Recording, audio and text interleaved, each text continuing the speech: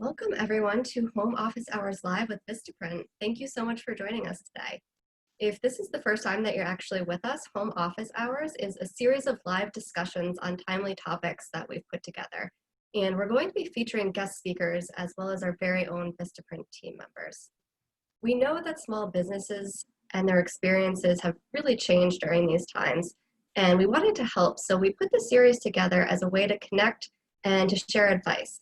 And we've tapped our colleagues to discuss their experiences, their challenges, and their tips for success. So today, the panel is discussing unique hurdles to success that Black and minority-owned businesses face, the challenges that they've each overcome, and their path to success. So we have a special guest host on this episode, who is Olivia Christian, a brand strategist, a workshop lead, and actually a Vistaprint brand partner. Olivia, can you say hello? Hi, hello. Happy Tuesday, everybody. Hello, thank you for being with us today. And we also have this amazing panel with us today. And we have Eraina Ferguson, who is the author and founder of My Good Life. And Eraina is a special needs advocate, a journalist, and a TEDx speaker. And her company, My Good Life, enables families of children with special needs to live their best life despite their circumstances. We also have Kanique Mighty-Nugent, who is the CEO and founder of Kompositions LLC. And Kompositions LLC is a web design and media consulting company that focuses on bringing to life the needs of their clients through visually composed elements while enriching their online web presence. And finally, we've got Britney Turner with us. Britney is the founder and CEO of The Boss Up Inc., a company that was created to help future entrepreneurs level up their brand. So before we jump right into it, just a really quick housekeeping item. We're going to send the recording out afterwards to anybody who signed up via Zoom. But if you're one of the people who are joining us on the Facebook Live feed, the recording will actually be up there right after we finish. It will also be up on our IGTV, and we'll have it on our YouTube channel too. So with that, I am going to turn it over to Olivia to lead the discussion for us. Thanks so much, Corey, and good morning, everyone. I'm sorry, Eraina, that you didn't get the memo that we're all wearing red today. We look like a little festive in our red and green, so it's actually great that you've got great. It's Christmas in July. Yeah. Nice. It's great to see your beautiful faces this morning. I'm excited to be able to host this conversation with you. Just some strong Black women, business owners. I want to start just by kind of getting an idea of how you're feeling right now. As Corey alluded to, we're living in historic times. We're living through a pandemic. A lot of things are changing in the landscape of diversity, inclusion, and I just want to get an idea of how you're feeling, one, and maybe what you're doing to kind of take care of yourself. And let's go in alphabetical order. Is that all right? We'll just do alphabetical order, like we're in elementary school or something. How about you, Britney? How are you feeling? What are you doing to take care of yourself? Yeah, so right now I'm feeling pretty hopeful, especially from where we were at the start. I'm feeling like there is, movement going with making change. And right now I'm just trying to make sure that I'm in the best headspace as possible, because if I'm not 100% myself, then I can't serve the clients that I work with. So that means taking a walk, having occasional self-care days, just anything to really clear my mental space. Nice. I appreciate you saying that, because yeah, if you don't take care of yourself, you're not in a position to help deal with clients. So it is important to take that time, do the stuff you know you need to do to get your head straight. What about you, Eraina? What's going on with you?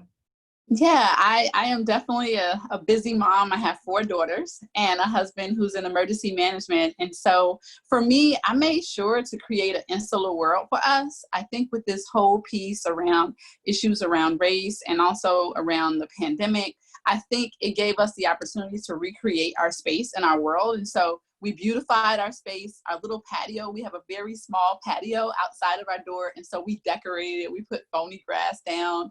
We beautified it. And we just make sure to have all our parties there just with our family.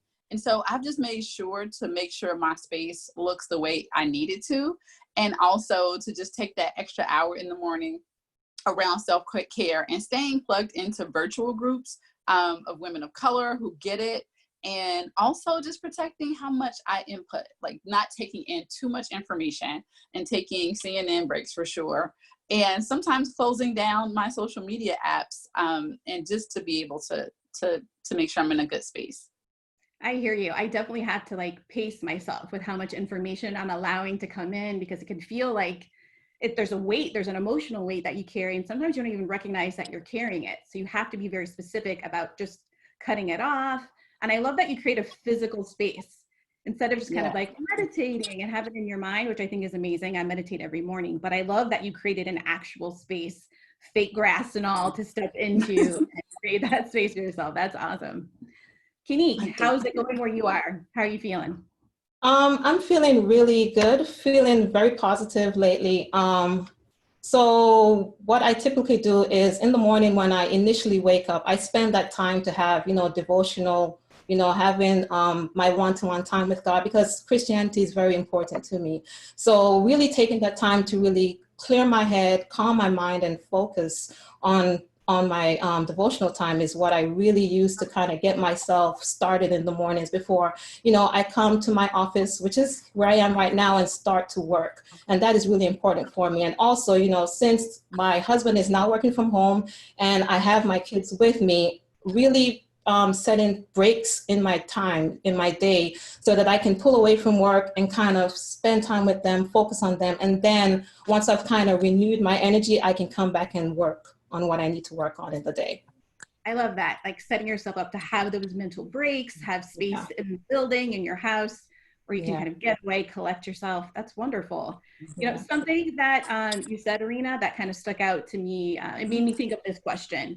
We're obviously all Black women business owners. And I feel like a lot of times, in addition to being a woman, in addition to being African-American, and in addition to being an entrepreneur, those three things, we're kind of thought of as being super women who can take on anything. We can take on the pressure, we can be a resource for information, we can console people, we can build them up, all while we're trying to pay our own bills and start our businesses. I wonder if during this time, you've been encouraged or overwhelmed, maybe even, with invitations to be a resource for others. And I'll just clarify this by saying a lot of people, a lot of brands have been amazing in wanting to create space online, through podcasts, through videos, through their Instagram or whatever other websites they may be moderating, where they want to hear from Black women. How does that feel to you? Do you feel overwhelmed by that? Or is it something that you're kind of grateful for right now? I think everyone's nodding their heads, like we're all kind of overwhelmed. Oh yeah. It's also kind of awesome. Brittany, can you tell me about your experience? I'm sorry? Kanique, you wanted to... Kanique. Yeah. We'll start with you, Kanique. What do you think about all that? Sorry, rephrase the question again, because I was kind of thinking you were trying to say that to Eraina. Oh yeah, well, Eraina, if you want to jump in, Sure, no problem. My question is really around, no problem. Definitely around, no, thank you for that. You're right. The invitations people have been flooding your inbox. And I mean, the first wave was from the allies, right? Who are like, what can I do? How are you doing? And so sometimes it's too much because you don't know how you're doing. And so I think the expectation is on both ends, because this is going to happen again. There is going to be some unfortunate circumstance that's publicized that we know is happening every day, right? Or every week or every month around a person of color and what they're going through around, police stuff. And so I think, though I appreciated it, this particular time was different. It was like so much. I think because we were in a pandemic, people noticed more because they were getting more in. So then, like you said, inbox was flooded. People are text messaging me and I'm just having to say, hey, I'm well. But my first thing was to take care of my family, take care of how my husband is feeling as a Black man, take care of myself, but also say that I can't be the spokesperson for people of color. I went to my first master's program was at Boston College. And when things would happen in Boston around race, my classmates would come in and make me the go-to for good, for better or worse. And so what I had to learn is that not to be offended, but also take care of myself and be okay and say, I really don't have much to say for you right now because my job is not to care for you. I think the sort of mammy narrative that happens, or the caretaker narrative, or the martyr narrative around the Black women, because we are so well at taking care of other people, that has to change. And Yeah, so so it it's starts, about yeah. creating some boundaries for yourself. Yes, you want to be available, but not to let yourself be overwhelmed by that. Yeah, Exactly. definitely not being overwhelmed, but I did appreciate that some of my white counterparts, they did reach out to me just to get some insight on how they can respond in this time. So for example, there is an organization, a nonprofit organization that I'm a part of called CyberReach. And the aim of CyberReach is to inspire young minority women to join the cybersecurity field. So the CEO of that organization, she reached out to me, we're friends, and she wanted to see how she can respond to her audience in regards to, you know, what has been going on, to show some solidarity. And I found that very touching. And I did get some other responses from other business owners that I've worked with, you know, just trying to see how can they respond. And I did appreciate that because I was able to give them some kind of insight on how to respond effectively, and, you know, give them some ideas of, you know, don't be silent at this time. This is the time for you to speak up. Definitely listen and learn how you can be a part of that change so that we can move forward. Yeah, that's wonderful. I'm so grateful to hear that you have found a space was provided for you to share your voice, to share your experience, and people are offering that opportunity to you. That's amazing. Brittany, with your unique Boss Up platform, your company, you put other people in a position to literally boss up, to take on more. And that's a public facing company, right? You're helping influencers create content. What does allyship look like for you in your particular industry? What do you want people in your network to do to help support other Black-owned businesses? Yeah, I think it's really just about making sure that everyone is continuing to educate themselves. I think that in my position, I'm also a content creator too, so that's calling on brands to say, you know, you have to be more inclusive in your partnership, inclusive in the campaigns that you have. And so doing that and then making sure that they are standing their ground and not just serving this as a one-time thing, making sure that we're continuously making sure that Black women are, you know, top of mind for these campaigns, and making sure that we're always having these conversations is really important.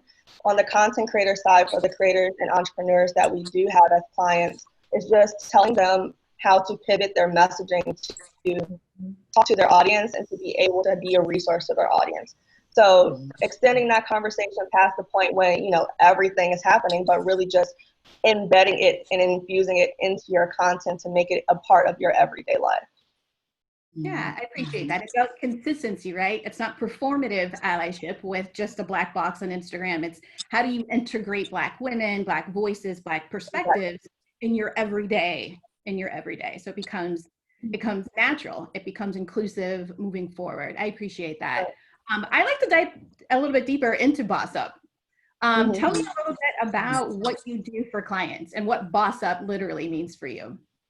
Yeah, so we are a digital agency that's based in New York, and we help content creators and entrepreneurs really just boss up and live their desired life. So whether that's a lot of the content creators and entrepreneurs that we get, they want to elevate their social media strategy. So we help with social media strategy, content creation, helping them land the brand partnerships that they deserve and make sure that they are really maximizing their opportunities. So when it comes to the boss up lifestyle, it's really just being confident enough in yourself and your abilities to go after your dreams, to really manifest the life that you want.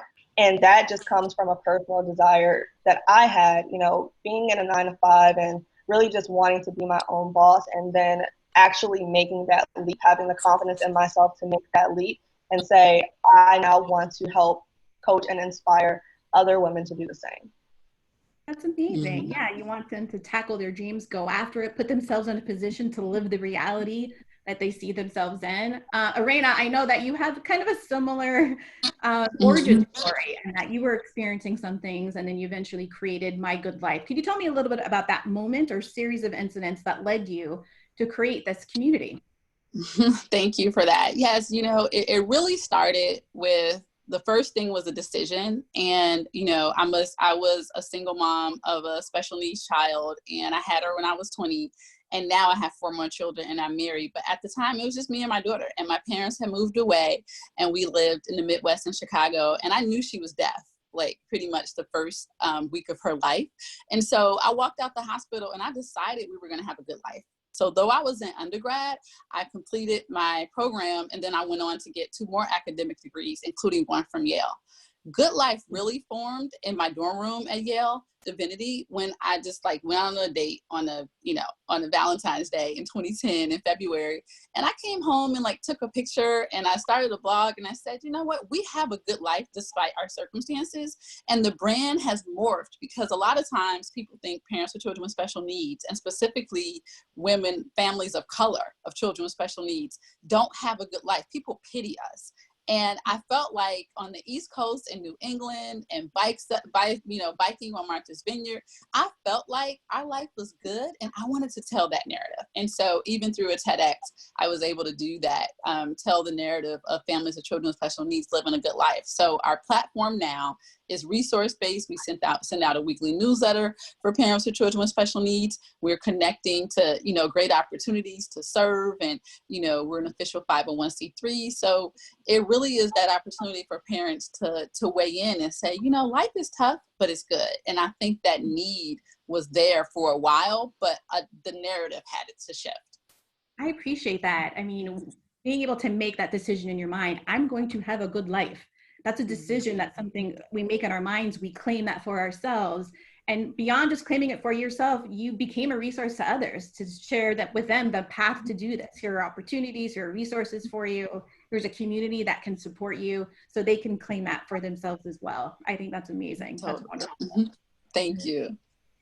Kanique, I'd love to hear your origin story. You are a creative, but you have some back end and front end experience. But tell me about that launch, that leap into creating your company and what that transition's been like. Sure. I was inspired to create my business when, after having my first child, my husband suggested that I find a creative outlet for myself since I would be a stay-at-home mom. So both my degrees are in information systems, and I was currently working in a position that was starting to feel, more repetitive and uninteresting. So my church had an opening for a volunteer position as a webmaster. So I decided to sign up for it. It was then that I realized that was my new calling. I thoroughly enjoyed it, and after my team and I received an award for that very same site, and requests started to come in from different churches and small businesses, that I started creating my own business. And that was in 2010. And since then, I've had the pleasure to work not only here in the US, but also internationally during the 4 years my family and I lived in South Africa, creating sites for small businesses there and other large NGOs in the Southern Africa region. Wow. Well, tell me what a typical client is like. Like what do they come to you? What services do you provide for them? Definitely, we provide web design services. We provide consulting as well. If someone has a site that they kind of just need some steps to do certain things, they can call on me for that, and I can walk them through that process. We also do media consulting, such as live streaming. So in this day and age, so many are trying to live stream their content. We provide that service as well. Typical clients for me are mostly small businesses. It could be a team of 1 or a team of 10. It can be for right now, I'm working with some nonprofits. I'm also working with a sleep consultant. I'm working with a musician who's looking to launch a new album. So it's a wide range of different people that I work with who's looking to create a website. I think everyone should be looking to have a website, maybe for personal needs, where you can showcase, yourself if you're trying to apply for a position or anything. You should have a website, at least have your domain name, because you don't want to have to try and get a domain name and Kanique Nugent is already taken. So definitely at least get a domain name. So. Yeah, well, I appreciate that. I love that you serve such a variety of different types of clients in different ways. And you're right, everyone's trying to live stream right now. We're all getting on Zooms and Blue Jeans and web. I mean, some companies I had never heard of. And I'm like, oh my God, I got to download this new thing and figure it out. Yeah. But I appreciate that you are a resource. You know what you're talking about. So I might have to hit you up about that later on. Sure. But Britney, I see that you and Kanique kind of have a similarity, and that like you are encouraging people to have particular platforms. It's very, client-facing stuff. What are some tips that you would give to an influencer about how they present themselves in a way that would make them desirable by a brand? Yeah, so I think that one of the main things that I always tell my clients is that it's all about consistency. So the more that you put in, the more that you would get out of any experience, not just, your brand partnerships, but just really just focusing on honing in and creating a relationship with the brand. I mean, there are people behind the brands, and I think that that's what people tend to forget. You're talking to a person. So, instead of just emailing them, asking them about a brand campaign, how about emailing them, asking them how they're doing during this time? I had a brand reach out to me and say, how was your birthday? So just forming those intimate relationships with the brands really help them to keep you top of mind as a content creator, to say, hey, I really like Britney. I want to work with her again because of her personality. So that is really important. And then just making sure that you're using your content with the art of storytelling, being able to engage our audience with telling a story. What is the story behind the photo? What is the story behind your journey? People really love that, and they want to follow along with you.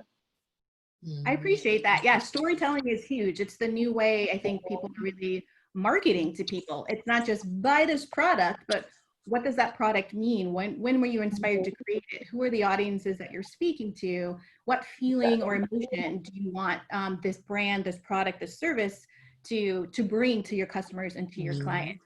And Eraina, I would imagine, especially dealing with families with children who have special needs, it's your story that really helps make that connection with folks. You're an author on top of that. Tell me a little bit about how you incorporate storytelling in your messaging and how you create community. I think it's so important. I think ever since I had a writing opportunity to be an expository, content creator at Yale, I started off being able to write for their telecommunications department. I knew that storytelling was really important. And so even the blog, I wrote every week for 52 weeks, the good things in my life. And so that was very important. And telling that story and telling that good story, right? And telling the perspective so it can teach a lesson. So that started. And over the years, I've been able to create a portfolio of over 250, have been very important for telling my story. So I think hearing a parent's story, meeting them there first, giving to them first so that it eases the burn of what they're facing, and meet them where they are, and then hearing their story. Sometimes it's so important. And that's why even like me doing my TEDx and telling my story on stage, 8 months pregnant, was so important for me and so releasing. So I think storytelling and creating content based on that is the best way to connect to your audience. Eraina, when you start listing off degrees and author, I just feel lazy. Oh no. For children, I'm gonna get on it. My to-do list is growing. I know. Well, it's crazy. And I think I mentioned, like the other piece now that I love about this day and age and things leveling out is that 20 years ago, I felt like this intensity and this pressure to be so great and stand out because I couldn't have anybody shutting us down. And what I love about society today is that people will listen more and give someone else a chance based on their background, and they don't have to be so intense. But I went hard. When I tell you I went hard, I went hard, and at every single level, I was just so intense. And so now it feels so good to breathe, and just say, okay, what do I have before me, and what do I want to do that's enjoyable to serve people, and not just because I feel this pressure to be twice as good. Yeah, well, I would imagine, Kanique, when we're working with clients, you may feel pressure yourself. Again, you're married, you have children. What has that pressure felt like for you to create a business that's self-sustaining potentially, that's adding value to your family? I know at times when we're business owners, you kind of have to justify your time away from your family. Yeah. So how are you managing that, or how has that felt through the 10 years or so that you've been in business? I'm sure it's changed here and there, but overall. There have been times during my time having my own business where I was working full-time. I was working that 8-hour job and still having to take care of my young children. My children are now 9 and 10, but before I went full-time, I was still working before I went working with my job, composition full-time, I was working full-time at another full-time position. And It was very hard. It was very stressful, trying to juggle everything, still being a wife, still being a mom, taking care of school needs, making lunches, all those things. So it got so bad to a point where my husband said, you know what, you just need to take a step back. You need to take some time to focus on yourself and quit your full-time job and just go full on with composition, because that is what your joy, your love is. So why not just work on what you love and not have to take so much time in this other job that you are not happy in? So it's been a struggle, and it's easier now since I now am doing what I love full time, and I have more time for my children, which is most important to me, to have more time for my children. Yeah, well, I appreciate that your husband recognized the stress that you had, and you were in a position where you could say, yeah, go ahead and quit that other job and really focus on what you love. I think it's important for all of us to kind of, if we don't have a husband or wife or partner, at least to, create a community of resources, people who've got your back. Britney, I'd love to ask you, like, if you've got a network or how you cultivated a network of support in the community that you work with, and what that looks like for you. Yeah, so I feel like the community that I have, most of them are working 9-to-5 jobs, but they have their side hustles. And so I often get asked the question about how do I balance? And I really just focus on trying to tell them that once you eliminate the notion of balance, because every day is different, you're going to be faced with something new and you're never going to feel like you are able to catch up. And so I feel like helping them alleviate that notion of balance has really been great for the community, and just putting myself in the forefront to be a resource and to serve. So if I'm in my mindset of, how can I better serve you today? How can I better serve my community? Then I feel like that puts them in a better position to win and to feel, more vulnerable to talk about any struggles that they're having balancing their 9-to-5 job that they probably are not too happy at, while trying to foster their passion project. And so we created a community called Strictly Boss, this private Facebook community of content creators and entrepreneurs, where in that community, we're just able to talk about all of the pain points surrounding balancing and trying to eventually be your own boss in the long run. Oh man, I appreciate that. The whole question that women get all the time, how do you balance it all? How do you balance? I'm like, I don't think there is a balance. I think it's day to day. You decide which fires you can put out, and hopefully you're able to carve out time to think long term, 3 months, 6 months, 12 months, and reach goals incrementally. But balance, I think, is just kind of impossible to strive for. So when you get over that, you let that kind of go, you're able to proceed professionally in a way that's much more realistic. Eraina, I'd love to hear how you think about this whole culture around balance, especially because you've got so many things that you're doing. Yeah, I think being married, it'll be 8 years this coming August. And I think if I can speak to anyone about partnership or family or extended family or extended corporate relationships and how you balance those and how is to realize, to take away the notion of fairness. Like, it's not fair. Like it's not going to be fair. It's not going to be even all the time. And I think that was the hardest pill to swallow. If I would have done that from day one, it would have created less of an emotional strain. So that's the first thing. It's not going to be fair, because sometimes it's not fair on the other person, right? In regards to you. And so that is the helpful piece.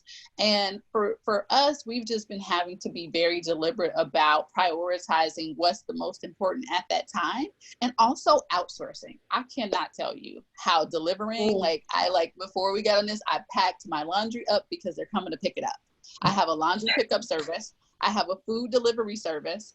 I have grandparents who, my parents who actually FaceTime to babysit for 30 minutes at a time. And some stuff I just outsource. I outsource and I pay for peace. I think that's the phrase that I've been using lately. I pay for peace. And that means that peace in my home and my relationship means that I'm outsourcing and that I'm using a system outside to contract help for editing or for searching for stuff. Like, I don't need to Google anything. I'll just pay somebody to Google it and send me a spreadsheet. Solved, right? And it saves so much stress. So I think outsourcing has been a huge piece, and just breathing and just practicing grace on each other.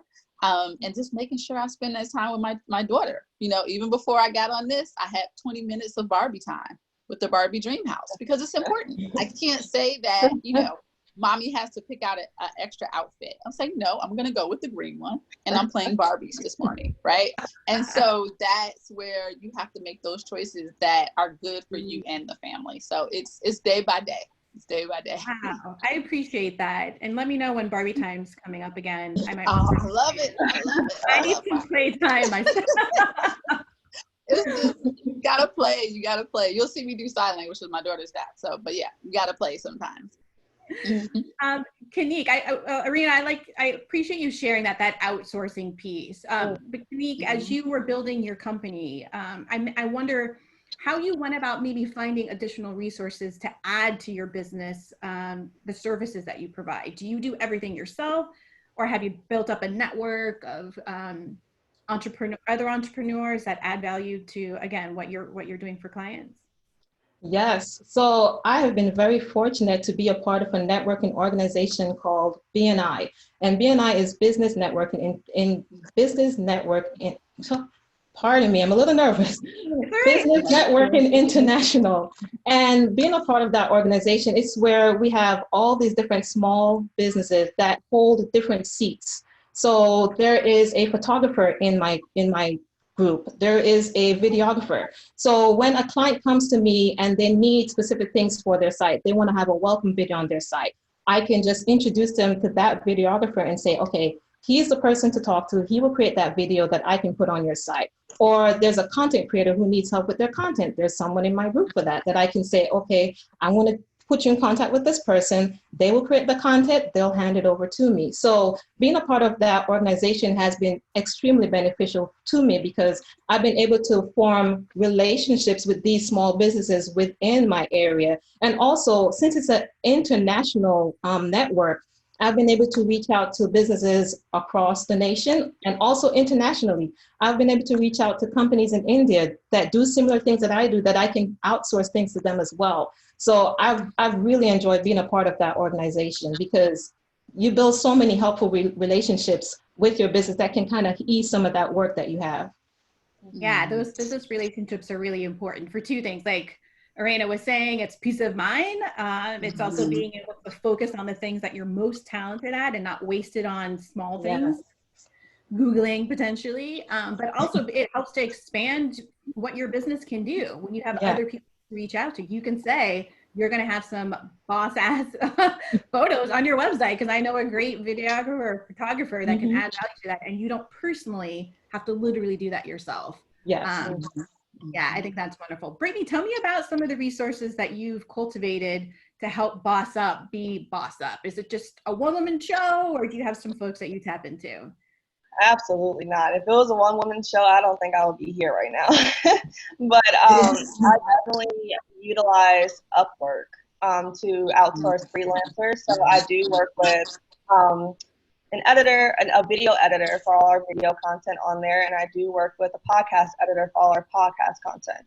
And so really using that platform and saying, okay, you can't do it all yourself. You have to outsource eventually. You have to trust somebody else to hone in on the specific, categories that you might not be so good at. I am not good at editing. I will literally pass it off to anyone. So, being able to recognize that has been very important for me. And then I do have a social media person as well, and then an assistant. So, really just scaling the team has really taught me that that's how you grow a business. Yes, that's good. Eraina, what do you want to say about that? Yeah, I need to do that more. Like I need to, I'm at the hiring stage, and it's that pendulum of trusting someone with your vision and and making sure that you have the right systems in place on onboarding. And so, yeah, that's the next level. I'm in that same boat. I have a hard time letting go of certain things, because I'm like, well, I know how to do it. I know what I want it to look like. I'll just do it myself. And then I'm running around doing all the things that are necessary, but aren't necessarily important for my level of experience and how I'm working with clients. I should be able to kind of hand that off. But I'm working on it. That's the thing I'm working on, is getting better. What are any particular things, I'm just going to throw that out to any of you. What are some things that you are currently working on for your business, either personally to get better, stronger, more educated, or directly in terms of services that you provide? Kanique, how about you jump in? What are you doing right now to really kind of firm up who you are, who your business is, and how you serve? So right now, I've really been advertising a lot more my business. I'm a pretty laid back person, if you can't tell already. I'm an introvert. So putting myself out there is not something I'm comfortable doing. But since my husband is now working with me full time, he has kind of taken on that role to kind of help me to market my business more. And in the climate we're in right now, with that focus on Black businesses, I've been really trying to reach out to those groups that have all these different other Black businesses, where I can not only advertise my business, but also support another Black business and also form relationships with those other Black businesses so that we can kind of work together. And that has been really awesome for me. So that has really helped a lot. Yeah. Yeah, I appreciate that. I think it's important to build that network where other small businesses can help sustain each other, like be each other's clients, be each other's customers, and the services are just going round and round, and then you're able to kind of stabilize knowing that you have those communities to tap into. I think that's wonderful. Brittany, what's going on with you? How are you reinforcing yourself, your company right now during this time? Yeah, so I think I'm going to have to piggyback off of that. I've been working with small businesses to make sure that we are promoting each other and cross-promoting each other. The Boss Up is collaborating with a local coffee brand to make sure that all proceeds go to Black girls who code. And so we're just making sure that we are still, working to support each other while supporting a greater initiative. On the flip side of that, for our clients, we've been offering $50 off their one-on-one consultations for the past 2 months, just because I feel like there is a need to, revisit your social media strategy to make sure that you are hitting the right points and reaching your ideal customer. And so offering that has been such a huge help for our community because, right now, in the middle of a pandemic and everything going on, we can't afford to, pay all this money for the resources that we need. And so just making sure that we're putting our best foot forward and still being a resource to those who might not be able to, afford as much at this time. Yeah, I hear you. I have to kind of reevaluate how I'm charging for services as well. I want to be thoughtful of people who have lost their jobs. There are millions of people who no longer have jobs to go into every day, but they still need some services, either like maybe for Kanique, they need a new website because they've got a new business they want to launch, or for myself, with my personal development, my personal brand story workshop, they need to be able to talk about themselves, talk about their professional journey, what they've achieved. And so that coaching is something that's an investment, but they just don't have disposable income. So I think as small business owners, we're constantly having to, take the pulse of what's happening in the world, but also position ourselves to be able to pay our rent, to feed ourselves, and do all those things as well. Eraina, what are you doing right now? Yes, no, thank you for that.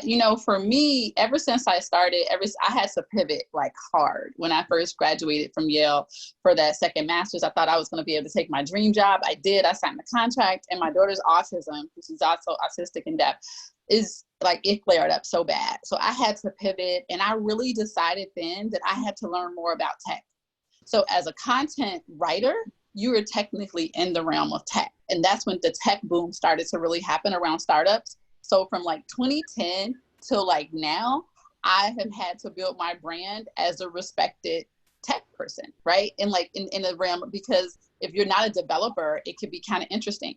And so right now I'm actually in a hackathon that's due tomorrow night or tomorrow evening with DevPost. And DevPost has this great hackathon where you can, for nonprofits, that you can build an Amazon piece onto your product, which is my website. And so I'm really excited about that. I've learned the back end, and now I get to kind of create this special piece. And it's just fun to be a part of that because it's a challenge, it's a community, and it's an opportunity to really level up. So it's fun. It's fun to learn as if I got time. Olivia's like, really, Eraina? You really up at 12 midnight trying to code? I'm over you. You got a hackathon tomorrow. I'm like, what am I doing with my life? But no, but it's fun because it takes you out of the realm of your now to work on your next, and you're building your skills, because I want to be respected. I want to stand on that stage one day and say, my social good startup is respected, you know, and I don't want to not have the skills. They don't care if you're like cute and you've been creating content for a decade. They want you to learn the coding language. They want you to have built something. And so, you know, more pressure, but yeah, so that's what I'm excited about. So cute is not good enough. You have to have skills. And we all cute, but we cute and successful. We like full. We're actually beyond cute. Cute as a puppy. We're gorgeous. So gorgeous is not just enough. Gorgeous as far as not just enough. No, it is totally enough. It is totally enough. Gorgeous and talented. We are all that. So yeah, we need the and. We all want the and. We've all got the and on here. But I appreciate you saying more than just now, it's now what? And I'd like to throw that out to you, Kanique. You've been in this game for a while now. I wonder if there's a particular now what that you're working on, any additional services or things that you should, that you want people to know about your business right now. Right now we are looking to expand. We've expanded into more into the IT side of things. My husband is an IT professional. I know I keep talking about him, but he's awesome. And so now that he's working this recording, so he'll know how much you've talked about him. I think that's wonderful. And now that he's working with me full time, we have actually gone after a few contracts, some IT contracts, and we just won one of them. So we are super excited about that, where we'll be doing IT for a school. So we're going after bigger and better things, expanding our reach, going for different services such as that. And also we have really been pushing the live streaming part of our business because everyone is looking to live stream. So we have been getting a lot more requests from clients who need help to kind of fine tune their live streaming, how they've been live streaming. So we are really pushing that as well. So if you need help with your live streaming, definitely contact us. Yes, I love it. Remind people of where they can find you. How do they contact you? Definitely. You can find me at yourkomposition.com. That's composition with a K, not a C. And you can find me on pretty much all social media at Your Komposition. Wonderful. Britney is bossing up every day, all day, but I know you've got some special things coming up in the works. Can you tell us a little bit about that? What's going on?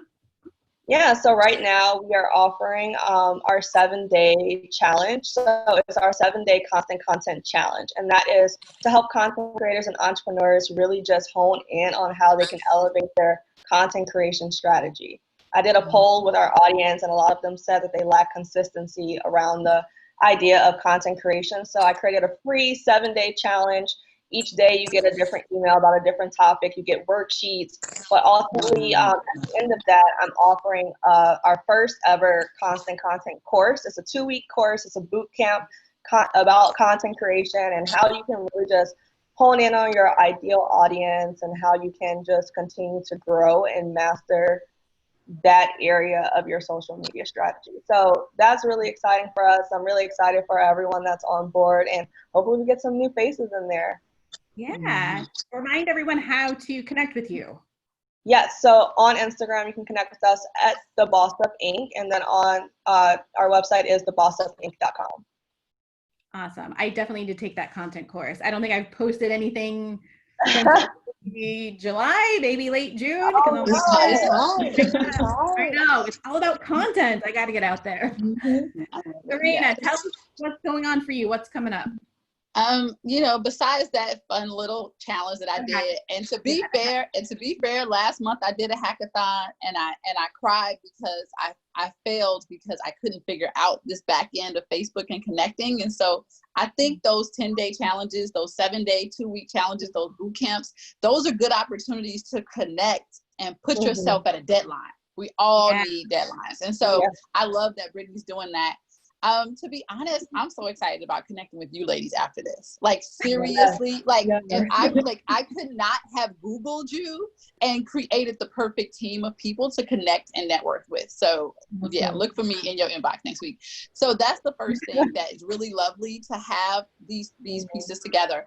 But My Good Life, we really are excited about serving the special needs community. And now I'm hoping to do a giveaway for families next month. They need something tangible. And what does that look like? So we're in SoCal, and I'm hoping to give at least 500 families something tangible to look forward to as they are homeschooling or distance learning their kids. They need a booster.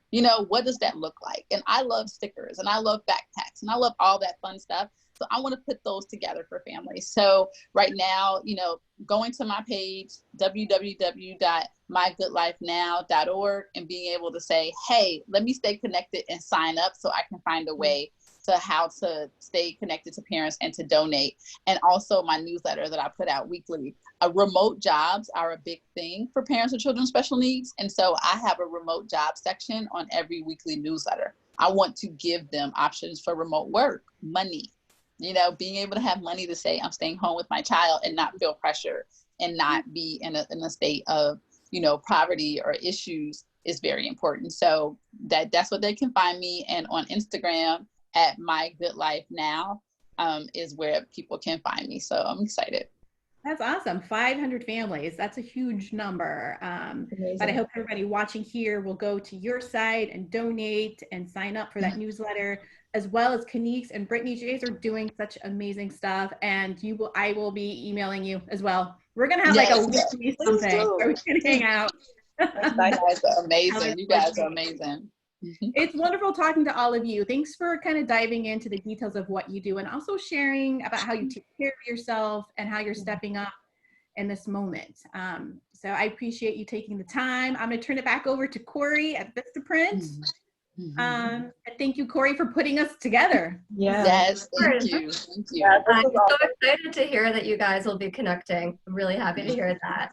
Thank you, Olivia, Eraina, Kanique, Britney. Thanks so much for joining us today. Honestly, it's been such a pleasure to have you on and to listen and learn from your discussion. So I so appreciate you taking the time, and I'm sure the audience does too. Thank you. Thank you. Thank you as well to our audience. We definitely appreciate you taking the time to join us too. So we're going to be holding these and have been holding these pretty regularly on Tuesdays. We're covering various relevant topics, and we definitely want everyone's help for that. Tell us what you want to hear us cover. There's a survey at the end. Let us know what you'd like to hear. Ladies, if you have any suggestions, you can always just email me directly too. Would love to hear from you too. And we've actually also got an inbox, home office hours at vistaprint.com. Always feel free to send questions, suggestions for topics, anything like that there as well. And of course, we're on all the regular social platforms. You can follow us Facebook, Instagram, LinkedIn, Twitter, everywhere. Stay up to date on episodes coming up. So thank you once again. This has been Home Office Hours Live, and we'll talk with you soon. Bye, everybody. Have a great week. Bye. Bye.